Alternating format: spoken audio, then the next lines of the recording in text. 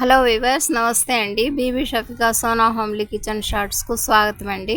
ఇప్పుడు మనం brinjal and tomato mixing curry తయారు చేయబోతున్నాం. చూడండి, బ్రింజిల్ పీసెస్, టమాటా పీసెస్, పచ్చిమిర్చి, పెద్దలిపాయ అన్నీ వాష్ చేసి ఈ విధంగా కట్ చేసామండి. అందులో పసుపు, ఉప్పు, కారం,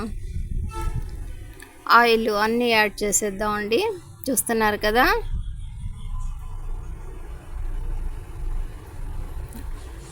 అన్నీ మిక్సింగ్ యాడ్ చేసేసి కొద్దిపాటి వాటర్ యాడ్ చేసామండి.